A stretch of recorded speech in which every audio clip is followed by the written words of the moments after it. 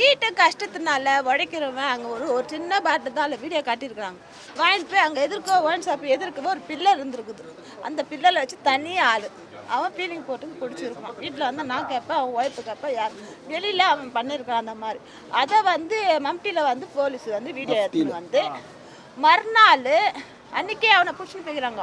புடிச்சுன்னு போயிட்டு இவனுக்கு ஃபோன் பண்ணி எனக்கு ஃபோன் பண்ணி கேட்டுட்டு நான் தான் போயிட்டு 24ஆம் தேதி நான் தான் போயிட்டு கையெழுத்து போட்டு கூப்பிட்டு வந்தேன். இந்த மாரி சரகடிச்சுட்டு அவங்க பப்ளிக் இஷ்யூஸ் பண்ணிட்டு இருந்தாரு அப்படின்னு போலீஸ்காரங்க சொல்லிட்டு இருந்தாங்க. அப்பயே அவர் சொன்னார், நான் அந்த மாதிரிலாம் எதுவுமே பண்ணலை.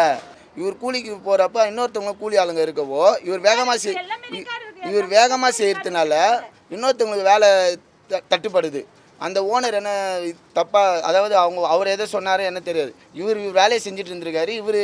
நீ எதுக்கு இவ்வளோ வேகமாக செய்கிற, உன்னால் எனக்கு இதுவாகுது, உன்னால் என் வேலை கெட்டு போகுது, நீ இந்த மாதிரிலாம் பண்ணக்கூடாது அப்படின்னு சொல்லிட்டு ஆள் கூப்பிட்டு வந்திருக்காரு. 4-5 பேர் கஞ்சா அடிக்கிற பசங்களை கூப்பிட்டு வந்தார். அந்த கஞ்சா அடிக்கிற பசங்க யாரும் தெரியாது. கூட வேலை செஞ்ச பசங்க யாருன்னு தெரியாது. யார் செஞ்சாங்கன்னு எதுவுமே தெரியாது. எனக்கு தெரியாது, அவருக்கு தெரியும்.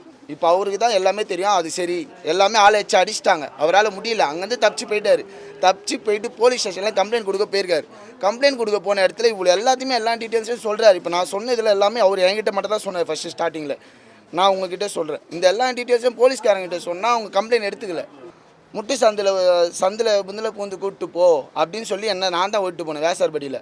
அப்படிக்கா பூந்து அவர் வீட்டுக்கு கூப்பிட்டு போய் விட்டுட்டு அதுக்கப்புறமா திருப்பி போலீஸ் ஸ்டேஷன் போயிருக்காரு. அதுக்கப்புறமா இப்போ என்ன ஆச்சுன்னு இன்ன வரைக்கும் எனக்கு தெரியல. அதுக்கப்புறமா இங்கே என்ன சொல்கிறாங்க, தீ குடிச்சிட்டாரு. என்ன குற்றம் பண்ணா ஏங்க குடிக்கிறது தப்பு. இந்த கோயின் ஷாப் எங்க திறந்து வைக்கிறீங்க, அதை மூடுங்க. குடிக்கூடாதுன்றதான் வண்டி ஓட்டினா பிடிக்கிறதா என்னங்க இருக்குது? என்னங்க போயிடுச்சுங்க. 3 குழந்தைங்க, 2 பொண்ணு 1 பையங்க, பொண்ணாட்டி சின்ன பொண்ணுங்க. யாருங்க அதுல கொண்டு அவர் பேர் ராஜன்ங்க. யாருங்க யாருங்க அது வரும்?